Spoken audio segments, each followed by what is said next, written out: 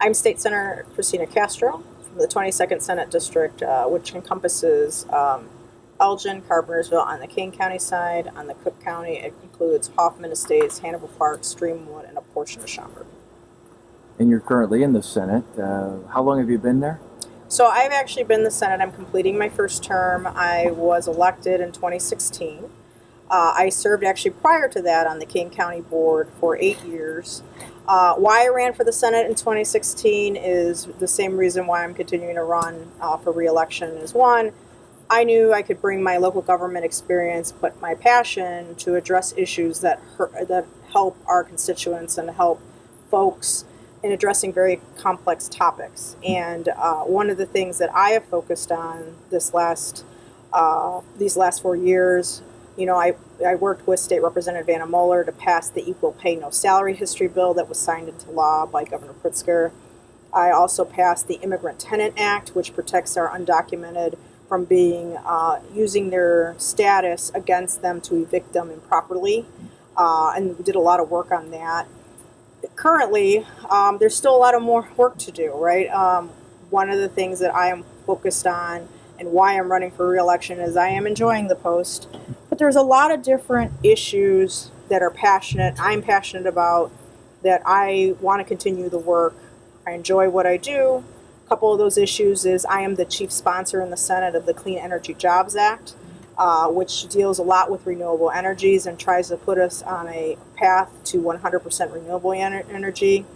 And I'm also working on addressing a very big topic of maternal mortality when it comes to mothers. You see there's a high rate of maternal mortality amongst African American women in general. We do a great job taking care of the child, but there are other things we can do to help the moms and decrease that morbidity in our state. I'm actually doing a lot in regards to ethics. It's time to change the culture in Springfield. It's time to have some very tough conversations and really bring back the people's trust in government. So I am currently on the Joint Ethics Commission. We are working on recommendations and hopefully legislation that will address a lot of what you are seeing.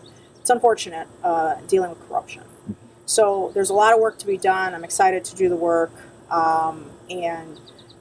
I was reelected during the March primary with 83% of the vote, and it's very humbling to know my constituents actually believe in the work I'm doing and see that I am doing good work and that they are sending me back.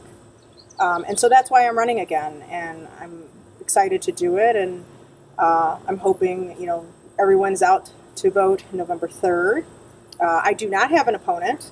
However, one of the things I'm doing, even though I do not have an opponent this general election, is the importance of electing people up and down the ticket, from our president to our U.S. Senator to other members of Congress to other folks who are running, especially at our county level. So I want folks to realize that I know not everyone is on the ballot, but there are a lot of good candidates who are running for office and who need our support. And these are trying times, and it's time to use our voice at the ballot box to bring about the change we need for not only our state, but for our country. Covered a lot of ground. Anything else that you'd like to add? I think it's very important for folks to understand we are in a global pandemic, and these are a lot of the inequities, whether in communities of color, the needs as far as testing, highlight the lack of leadership in the White House. And it is time for folks not to take things for granted and assume people are going to vote out that person. It is important for folks to, even with the pandemic, either vote by mail or safely and in their comfort level, go to a poll, which are going to be open. That has been determined. So there's options for folks to exercise their right to vote. But most importantly, don't think of the top. You have a lot of folks running that impact local people, and local government affect you more than just the White House. And so folks tend to forget judges, county chairman, and different things. So, and he agrees. My dog agrees. So all I would say is, learn about the candidates. Ask them tough questions. Many of them are reachable via Zoom, via phone call, via Facebook. I mean, there's a lot of different ways that candidates are trying to reach out. So, everyone's doing their best, and it's time to bring about change. And don't forget about those folks, from the White House to the courthouse. Democrats need your vote. Democrats need your support, and please consider supporting many of them.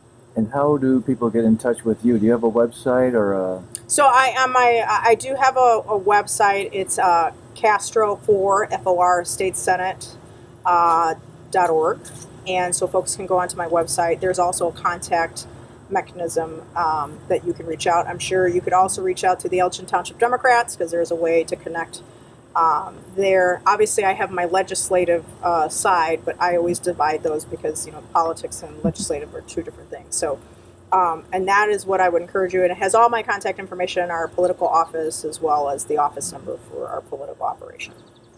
And let's finish off with your name and your title. I'm Cristina Castro, State Senator for the 22nd Senate District.